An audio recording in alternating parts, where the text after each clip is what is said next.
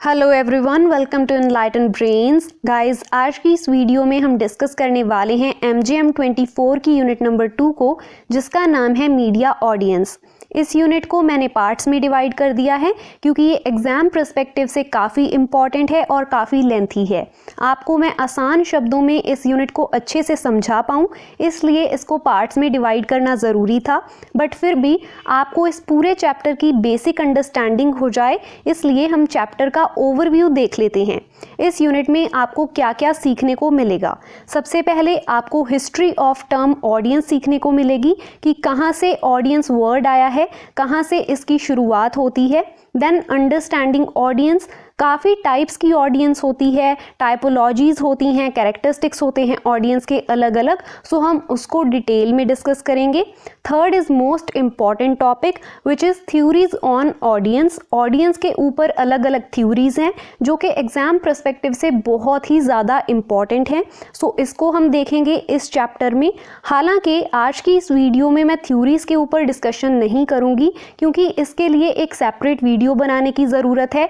Exam में हमेशा इसके ऊपर एक क्वेश्चन आता ही है, सो आपको इसको अच्छे से करना है। Fourth point is audience conception tradition and fifth is approaches to audience research. आज की इस वीडियो में हम क्या करने जा रहे हैं, जल्दी से वो देख लेते हैं।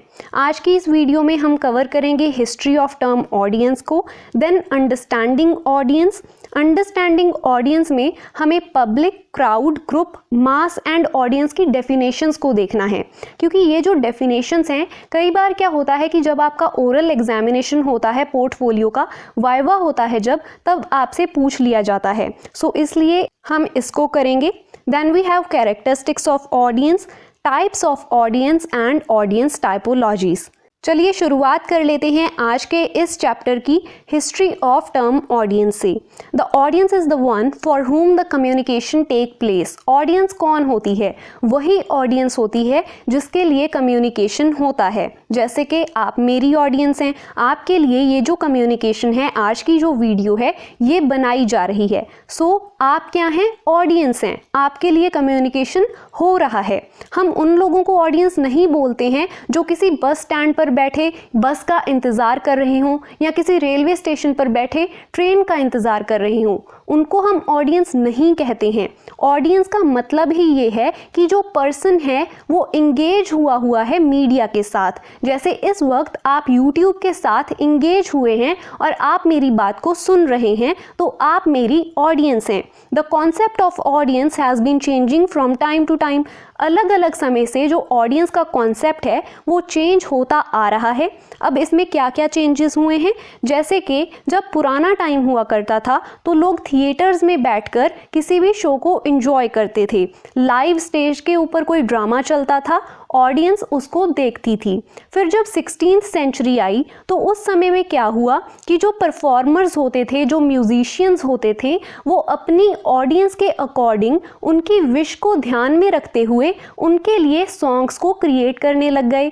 ये एक चेंज हुआ। पहले क्या होता था कि एक ड्रामा सभी को देखना पड़ता था, बट 16th सेंचुरी आते आते क्या हुआ कि थोड़े थोड़े डिफरेंसेस हो गए। आपको जो प्रोग्राम पसंद है आप उसको देख सकते हैं, और जो परफॉर्मर्स होते थे वो भी अपनी ऑडियंस को ध्यान में रखकर उनके लिए प्रोग्राम बनाते थे। फिर एक ऐसा टाइम आया जिसको हम ब्रॉडकास्टिंग एज भी कह सकते हैं, जब रेडियो एंड टेलीविज़न आ गए। उसमें क्या हुआ कि लोग अपने घरों में बैठकर अपनी प्राइवेसी में किसी भी शो को एंजॉय करने लग गए। अब यहाँ पर आप चेंज देखिए। हमने पहले क्या कहा कि ऑडियंस का जो कॉन्सेप्ट है वो टाइम से टाइम तक चेंज होता रहा है।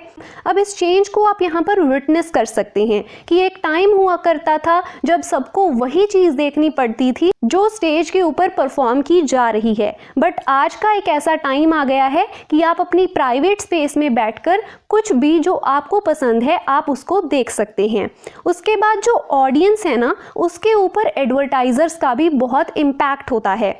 Advertisers also impact the concept of audience as they needed measurement of audience. जो एडवर्टाइजर है उसको ऑडियंस को मेजर करना बहुत ज़रूरी होता है, सो दैट वो पर्टिकुलर ऑडियंस को वैसी ही एड दिखा सके। आपने टीआरपी नाम का शब्द सुना होगा। अब टीआरपी क्या होती है कि ऑडियंस को मेजर किया जाता है कि कौन से टाइम पर कौन से लोग कौन सा शो देख रहे हैं और उसी हिसाब से फिर चैनल को ऐड दी जाती है। सो जो एडवर्टाइजर्स हैं उन्होंने भी ऑडियंस को काफ़ी इम्पैक्ट किया। आज की जो डिजिटल एज है इसमें रीडेफिनेशन की ज़रूरत है ऑडियंस के कॉन्सेप्ट को।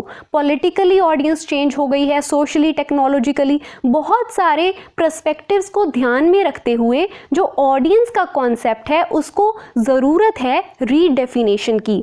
इन 21st century with the creation of international audiences, आज का क्या टाइम हो गया है कि इंटरनेशनल ऑडियंसेस हो गई हैं। इसी वजह से जो मीडिया है वो एक कमोडिटी बन गई है। अगर आपको अपना कल्चर का इन्फ्लुएंस भी हाई करना है तो भी मीडिया का यूज़ किया जाता है। Media messages are treated as goods. जो मीडिया के मैसेजेस हैं उनको कोई चीज़ बनाकर पेश किया जाता है जिनको पैकेजिंग की ज़रूरत है, मार्केटिंग की ज़रूरत है और उनको डिस्ट्रीब्यूट करने की ज़रूरत है सही ऑडियंस को। फॉर एग्जाम्पल, कोई फिल्म बनती है, सबसे पहले तो फिल्म की अच्छा सा कोई ट्रेलर लॉन्च किया जाता है, देन उस फिल्म की मार्केटिंग की जाती है अलग अलग तरीके से। जैसे आजकल बहुत सारे जो मूवी स्टार्स हैं वो इंस्टाग्राम इन्फ्लुएंसर्स के पास आते हैं, उनकी वीडियोज़ में अपनी फिल्म को प्रमोट करते हैं या फिर यूट्यूब के ऊपर अपनी फिल्म को प्रमोट करते हैं। सो उनकी जो फिल्म है उसकी प्रॉपर मार्केटिंग की जाती है एंड देन राइट ऑडियंस तक उसकी डिस्ट्रीब्यूशन की जाती है। Next point we have is understanding audience. अब यहाँ पर हमें कुछ डेफिनेशंस को देखना है, जैसे कि ग्रुप क्या होता है, क्राउड की क्या डेफिनेशन है, एक्सेट्रा। चलिए शुरुआत करते हैं सबसे पहले ग्रुप से। Understanding audience, the word group. Group क्या होता है? अब आप सिंपली समझ जाइए इसको कि जैसे क्लासमेट्स का ग्रुप है या आप दोस्तों का ग्रुप है उसको हम ग्रुप बोल देते हैं, बस सिंपल सी बात है। बट इसमें कुछ कुछ कैरेक्टरिस्टिक्स होते हैं, जैसे कि जो ग्रुप मेंबर्स होते हैं वो एक दूसरे को जानते हैं। अगर आप क्लासमेट हैं तो आप अपने दूसरे क्लासमेट को जानते होंगे, सो ये एक कैरेक्टरिस्टिक्स हो गया। शेयर कॉमन वैल्यूज़, जितने भी क्लासमेट्स या फ्रेंड्स हैं उनकी कॉमन वैल्यूज़ होती हैं, आप उसी को अपना दोस्त बनाते हैं जो आपके जैसा होता है। सो share common values, have knowledge about membership. मान लीजिए आप एक स्कूल में पढ़ते हैं तो आपको पता है कि उसकी एडमिशन कब होती है, कब आपके एग्जाम होने हैं, कब आपने असाइनमेंट्स बनानी हैं। So have knowledge about membership, have a certain structure of relationships, जैसे कि एक स्टूडेंट का टीचर के साथ कैसा रिश्ता होता है उसकी एक स्ट्रक्चर होती है। आप कैसे अपने टीचर्स को ट्रीट करते हैं, टीचर्स आपको कैसे ट्रीट करते हैं, वो एक स्ट्रक्चरल मैनर में होता है। And continue over the time with some goals to achieve. अब मान लीजिए आप एक क्लास में हैं, आप क्लास 4th में हैं, तो आपका एक गोल है कि आपको क्लास 5th में होना है और क्लास 5th में जाने के लिए आपको कंटिन्यूसली 1 साल तक पढ़ाई करनी पड़ती है। सो अगर अब आपसे कोई पूछता है कि ग्रुप की कैरेक्टरिस्टिक्स बताइए, ग्रुप क्या होता है, तो आपको बहुत सारी बातें पता हैं ग्रुप के बारे में बताने के लिए, ग्रुप की डेफिनेशन देने के लिए कि मेंबर्स होते हैं, एक दूसरे को जानते हैं, कॉमन वैल्यूज़ को शेयर करते हैं एंड एक पर्टिकुलर पीरियड ऑफ टाइम तक एक साथ रहते हैं। उसके बाद हम देख लेते हैं क्राउड की डेफिनेशन को। क्राउड को हिंदी में क्या बोलते हैं? भीड़। और जो भीड़ होती है ना वो लार्ज होती है, बहुत ज़्यादा होती है, बट एक पर्टिकुलर प्लेस तक ही रिस्ट्रिक्टेड होती है। मान लीजिए कहीं पर प्रोटेस्ट हो रहा है तो भीड़ वहाँ पर रिस्ट्रिक्टेड होगी, एक पर्टिकुलर प्लेस में ही होगी। आप भीड़ को देख सकते हैं, ऑब्जर्व कर सकते हैं with in a particular place. जो भीड़ होती है वो आपको प्रदर्शन करती हुई दिख जाएगी। अगर कोई एक्सीडेंट हो गया है तो वहां पर आपको लोगों की भीड़ दिख जाएगी और ये स्पॉन्टेनियसली होती है। मतलब जो भीड़ है ना वो अचानक से फॉर्म होती है एंड अचानक से गायब हो जाती है। मान लीजिए कहीं पर एक्सीडेंट हुआ तो वहां पर अचानक से बहुत सारे लोग आ गए एंड पेशेंट को जब एम्बुलेंस वहां से ले गई तो अचानक से वो सारे के सारे लोग गायब हो गए। सो ऐसे ही स्पॉन्टेनियसली जो भीड़ होती है वो फॉर्म होती है एंड अचानक से ही वो गायब हो जाती है।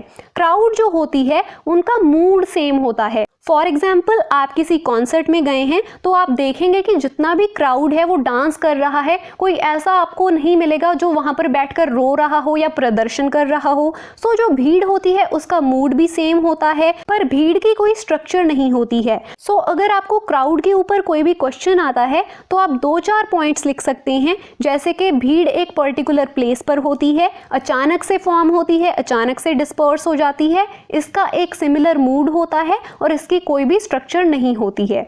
उसके बाद है हमारे पास पब्लिक। देखिए पब्लिक जो होती है वो रिलेटिवली लार्ज होती है क्राउड से, ये मोर डिस्पर्स्ड होती है। डिस्पर्स्ड का मतलब है बिखरा होना, बहुत सारी जगह पर पब्लिक होती है। एंड इंड्योरिंग होती है, मतलब बहुत टाइम तक एक ही प्लेस पर रहती है। जैसे क्राउड जो होता है वो अचानक से फॉर्म होता है, अचानक से गायब हो जाता है, बट पब्लिक गायब नहीं होती है अचानक से, और ना ही अचानक से पैदा होती है। पब्लिक एक बहुत ही लार्ज लोगों के ग्रुप को हम बोलते हैं। सो अगर हम कॉन्सेप्ट की बात करें तो पब्लिक उसको बोला जाता है जो किसी कॉज या इशू के अराउंड फॉर्म होती है। प्रोटेस्टर्स होते हैं जैसे, या यूनियंस होती हैं जैसे, वो पब्लिक को ही इंडिकेट करती हैं who work to achieve political change। वो लोग जो किसी पॉलिटिकल चेंज को अचीव करने के लिए या किसी पॉलिटिकल गोल को अचीव करने के लिए कोई फॉर्मेशन बनाते हैं, उसको भी हम पब्लिक बोल सकते हैं। जो डेमोक्रेटिक सोसाइटीज होती हैं उसमें बहुत ज़्यादा इंपॉर्टेंस दी जाती है इन्फॉर्म्ड सिटीजनरी को, कि जो सिटीजन्स हैं उनको सारी इंफॉर्मेशन होनी चाहिए, फ्री एंड फेयर इंफॉर्मेशन होनी चाहिए। सो इसी वजह से जो पब्लिक है उसको हम लिंक कर देते हैं पब्लिक ओपिनियन के साथ। जैसे कि हमने प्रीवियस चैप्टर में पब्लिक ओपिनियन की डेफिनेशन को भी पढ़ा था कि पब्लिक ओपिनियन क्या होता है। एक ग्रुप ऑफ पीपल हैं, उनके सामने कोई प्रॉब्लम आई है, वो उस प्रॉब्लम को कन्फ्रंट करते हैं और अपने जो ओपिनियन बनाते हैं डिस्कशंस के थ्रू, उसको हम बोल देते हैं पब्लिक ओपिनियन। सो यहाँ पर पब्लिक एंड पब्लिक ओपिनियन एक दूसरे के साथ लिंक्ड हैं। और मैं आपको ये भी बता दूं कि जो पब्लिक ओपिनियन है ये एक काफ़ी इम्पॉर्टेंट टॉपिक है, इसको भी आपने अच्छे से कवर करना है। एग्जाम में आपसे पब्लिक ओपिनियन के बारे में पूछा जा सकता है। इन state supported public service broadcasting, वो ब्रॉडकास्टिंग सिस्टम जिसको स्टेट सपोर्ट करती है, जैसे कि हमारा हो गया डीडी नेशनल, जो स्टेट की तरफ से चलाया जाता है। द ऑडियंस इज पब्लिक, वहाँ पर ऑडियंस को एज अ पब्लिक ट्रीट किया जाता है, ना कि एज अ कंज्यूमर। जैसे कि जितने भी प्राइवेट चैनल्स होते हैं ना, वो आपको ऐसी चीज़ें दिखाते हैं जिनसे उन चैनल्स का फ़ायदा हो, जिनसे उनको ज़्यादा से ज़्यादा टीआरपी मिले, ज़्यादा से ज़्यादा पैसा मिले, वो आपको वैसी चीज़ें दिखाएंगे क्योंकि वो प्राइवेट चैनल्स हैं और उनको अपना प्रॉफिट कमाना है। बट जो पब्लिक सर्विस ब्रॉडकास्टिंग होती है वो पब्लिक की सर्विस के लिए होती है। अब यहाँ पर हमने पब्लिक के साथ रिलेटेड 2-3 पॉइंट्स को याद रख लेना है कि जो पब्लिक होती है वो क्राउड से ज़्यादा लार्ज होती है, ज़्यादा लंबे समय तक एक जगह पर रहती है। मोस्टली अगर हम कॉन्सेप्ट में जाएं तो फॉर्मेशन होती है पब्लिक की अराउंड अ कॉज, जैसे कि यूनियंस होती हैं या प्रोटेस्टर्स होते हैं। पब्लिक का लिंक पब्लिक ओपिनियन के साथ भी है। और जो स्टेट सपोर्टेड चैनल्स होते हैं उनमें जो ऑडियंस होती है वो पब्लिक कहलाई जाती है, ना कि कंज्यूमर। अब डिस्कस कर लेते हैं डेफिनेशन ऑफ मास। मास क्या होता है? मास रेफर टू डिफरेंट हेट्रोजीनियस। अब यहाँ पर 2 वर्ड्स के ऊपर आप गौर कीजिएगा, हमने प्रीवियस वीडियो में यूनिट नंबर 1 में भी इसको डिस्कस किया था। हेट्रोजीनियस, जो अलग अलग तरीके के लोग हों। सो मास क्या होता है? अलग अलग तरीके के लोग जो फ्लूइड हों, मतलब बहुत जगह पर फैले हों। मास को डेस्परेट कहा जाता है, इररेशनल कहा गया है, अनइंटेलेक्चुअल कहा गया है, स्कैटर्ड कहा गया है हमारी बुक में। सो फर्स्ट पॉइंट में आपको जितने भी छोटे छोटे पॉइंट्स दिखे हैं, जैसे कि लूज, एनोनिमस या फिर लार्ज नंबर ऑफ इंडिविजुअल, ये डिफाइन करते हैं मास को, कि मास किसे बोलते हैं।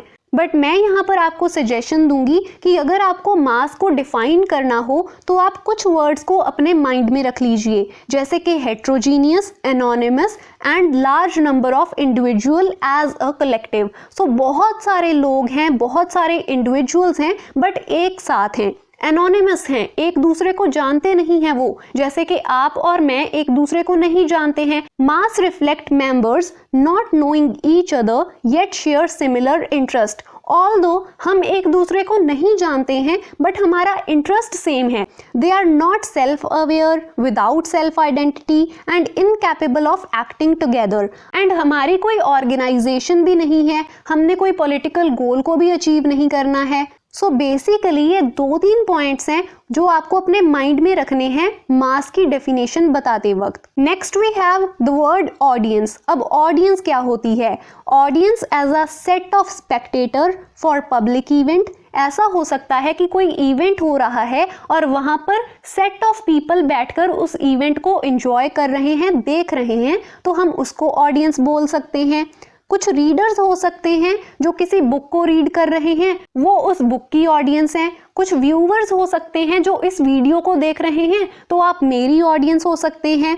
कुछ व्यूवर्स ऐसे हो सकते हैं जो सिनेमा हॉल में बैठकर किसी पिक्चर को देख रहे हैं, तो वो उस पिक्चर की ऑडियंस हैं। सो यहाँ पर अलग अलग ऑडियंस की डेफिनेशंस दी गई हैं। टेलीविजन व्यूवर हो सकते हैं, इंटरनेट यूजर्स हो सकते हैं। सो जितने भी ये इंडिविजुअल हैं जो अलग अलग चीजों को देख रहे हैं, उनको एंजॉय कर रहे हैं, वो ओवरऑल मीडिया की ऑडियंस हैं। डिजिटल मीडिया के आने की वजह से जो ऑडियंस है वो बहुत ही ज्यादा बिखरी हुई है। मतलब कोई कहां पर बैठा है, कोई कहीं पर बैठा है, इंडिविजुअलाइज्ड हो चुकी है। सब लोग अपनी प्राइवेट स्पेस में रहकर कुछ भी देख सकते हैं एंड लार्ज नंबर में है। एंड ऑडियंस के ऊपर इम्पैक्ट पड़ता है जब टेक्नोलॉजी चेंज होती है या फिर सोसाइटी में कोई भी चेंज आता है। सो ये 2-3 पॉइंट्स है ऑडियंस के साथ रिलेटेड। अब हम बात करेंगे कैरेक्टरिस्टिक्स ऑफ मीडिया ऑडियंस के बारे में। देखिए इसके 8 कैरेक्टरिस्टिक्स हैं हमारी बुक में, सो मैंने उन्हीं को कवर किया है। चलिए जल्दी से स्टार्ट करते हैं नंबर से। As a large capital is invested to reach audience, it is perceived in term of number. Audience के पास पहुंचने के लिए बहुत सारा पैसा जो है वो इन्वेस्ट किया जाता है, इसीलिए ऑडियंस को नंबर्स में देखा जाता है। फॉर एग्जाम्पल कोई इंस्टाग्राम का पेज है मान लीजिए, वहां पर वो लोग रेगुलरली एड्स चला रहे हैं, अपने पेज को प्रमोट कर रहे हैं, आपके सामने स्पॉन्सर्ड एड आ रही है। सो वहां पर आप क्लिक करते हैं और उसके बाद जाकर उनके पेज को फॉलो कर रहे हैं। अब यहाँ पर क्या हुआ है कि उन्होंने पैसा लगाया, अपनी कैपिटल को इन्वेस्ट किया, इसी वजह से उनकी जितनी पॉपुलैरिटी होगी, उनके जितने नंबर्स बढ़ते जाएंगे, उन लोगों को हम उस पेज की ऑडियंस बोल देंगे। With the advent of multiple media outlet, the physical number of audience still matter to the sender media institution. अलग अलग मीडिया के आउटलेट्स आ चुके हैं, बट फिर भी जो फिजिकल नंबर है ऑडियंस का वो बहुत ही मैटर करता है सेंडर के लिए। जो आपको कोई भी मैसेज दिखा रहा है, जो कोई भी इंस्टाग्राम पर आपको पोस्ट दिखा रहा है, उसके लिए आपका नंबर, आपकी वैल्यू बहुत ज़्यादा है।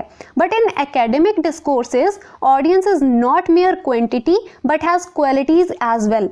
बट अगर हम बात करें किसी एकेडमिक के बारे में, फॉर एग्जाम्पल हम अपने ही चैनल की बात करते हैं, audience is not mere quantity. यहाँ पर ऑडियंस क्वांटिटी नहीं होगी बल्कि उसकी क्वालिटी भी मैटर करेगी। फॉर एग्जाम्पल इस वक्त मेरे चैनल पर 6000 सब्सक्राइबर्स हैं, बट वो सभी इस वीडियो को नहीं देखेंगे क्योंकि वो MAGMC के स्टूडेंट ही नहीं है। सो आपका MAGMC का स्टूडेंट होना ये आपकी एक क्वालिटी बन गई है, इसीलिए आप इस वीडियो को देख रहे हैं।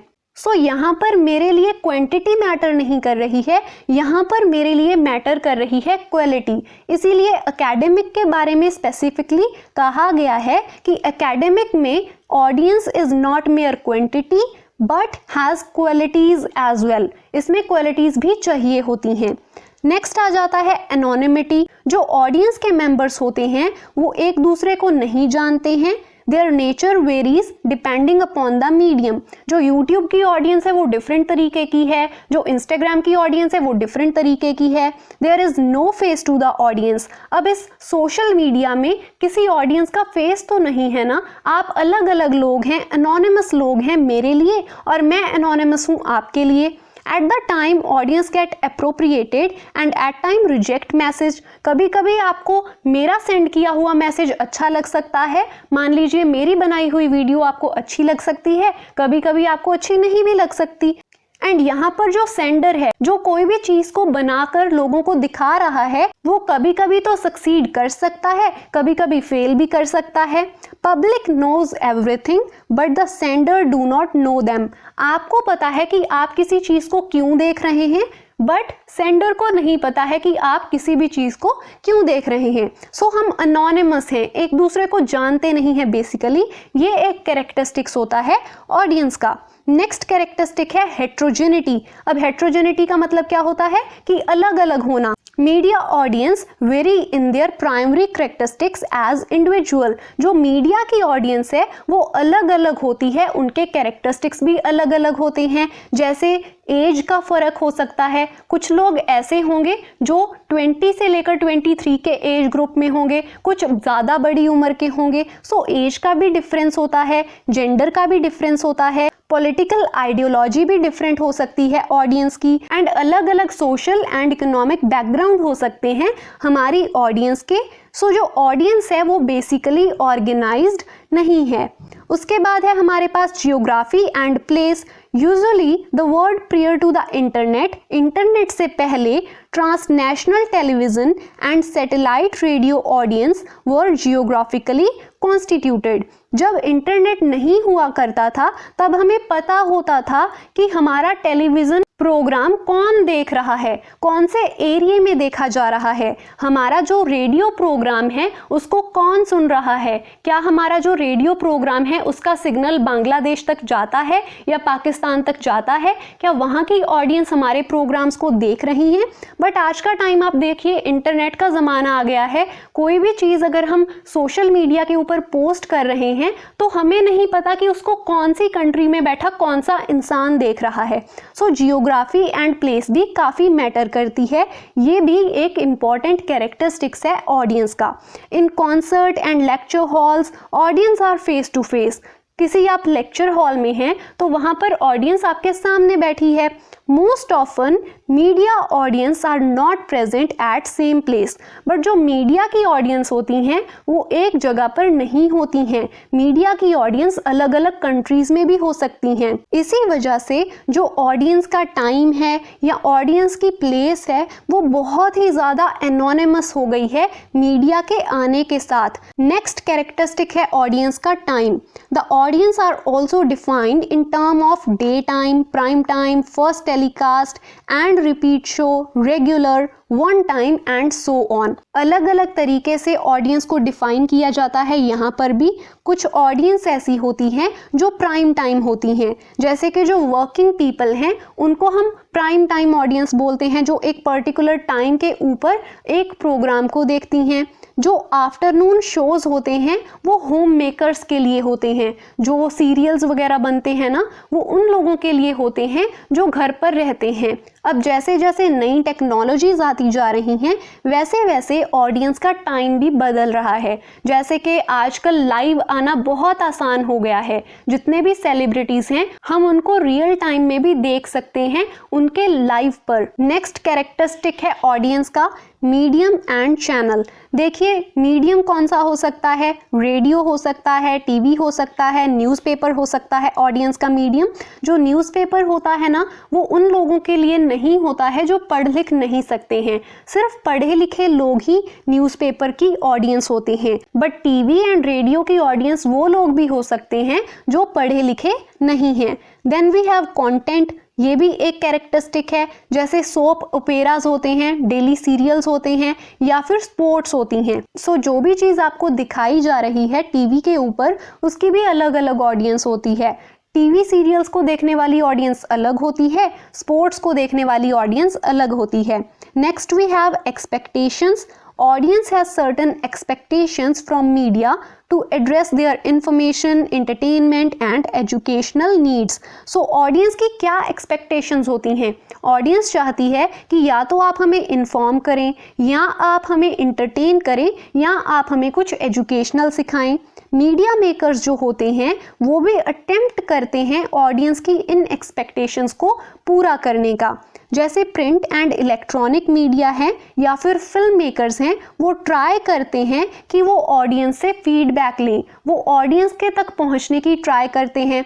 न्यूज़पेपर में क्या होता है, आप लेटर टू एडिटर लिख सकते हैं, वैसे ही फिल्म मेकर्स क्या हैं, वो रिव्यूज़ लेते हैं कि आपको हमारा वर्क पसंद आया, नहीं आया, क्या इसमें कमी है। सो ये सारी चीज़ें होती हैं, ऑडियंस की एक्सपेक्टेशंस भी पूरी करनी होती हैं। Now we have last point, which is longevity.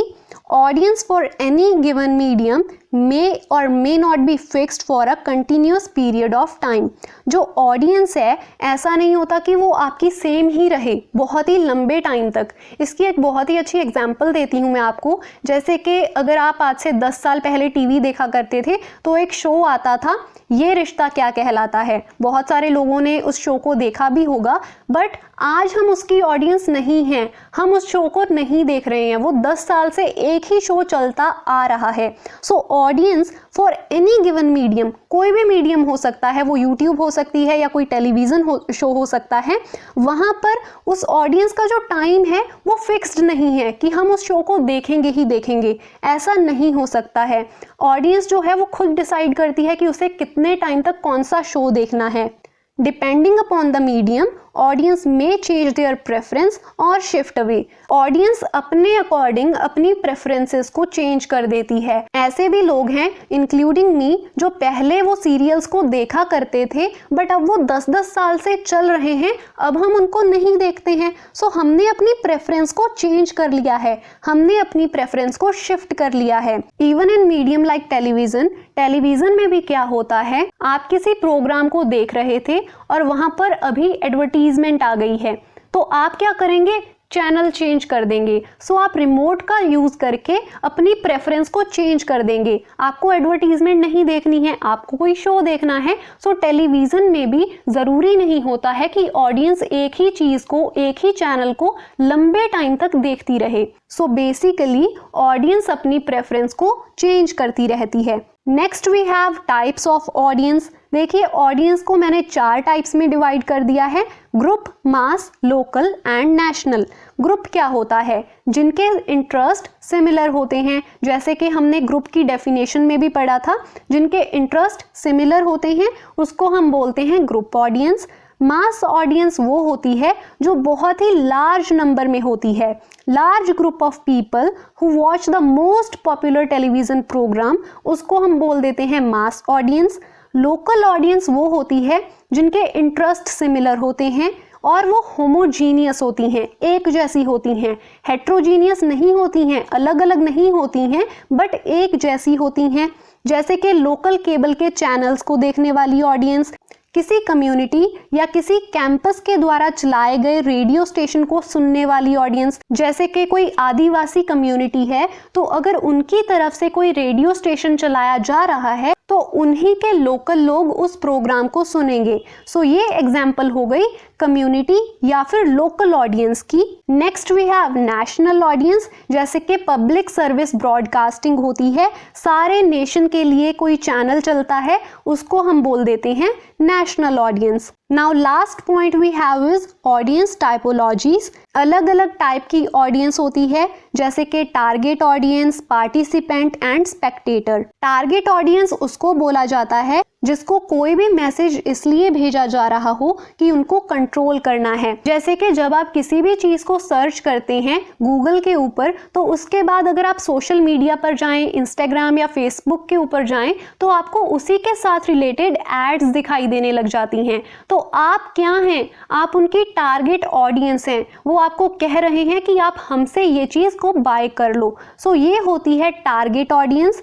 Next is participant audience. वो लोग जो शेयर करते हैं कॉमन वैल्यूज को सेंडर के साथ, उसको हम बोलते हैं पार्टिसिपेंट ऑडियंस। अब यहाँ पर पार्टिसिपेंट ऑडियंस की एक बहुत अच्छी एग्जांपल है।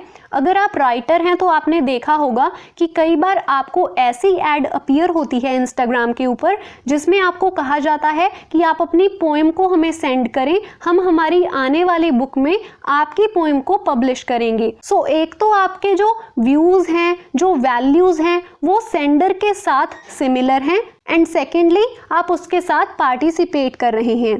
Third is Spectator. जो सेंडर होता है यहाँ पर सिर्फ और सिर्फ उसे अटेंशन चाहिए। तो आज हमने बहुत कुछ सीखा। मैं भी काफ़ी लंबे समय से बोल रही हूँ इसलिए मैं थक गई। आई होप आपको इस वीडियो से बहुत कुछ सीखने को मिला होगा। अगर मुझसे कोई कमी रह गई है तो उसके लिए सॉरी। अगर आपको कुछ समझ नहीं आया है तो आप उसको कमेंट बॉक्स में मेंशन कर दीजिएगा। अब हम मिलते हैं नेक्स्ट वीडियो में जो कि थ्योरीज के ऊपर होगी। बहुत इंपॉर्टेंट है इसलिए उस वीडियो को ज़रूर देखना है। सो आज की इस वीडियो को यहीं पर करते हैं and. Thank you so much for watching.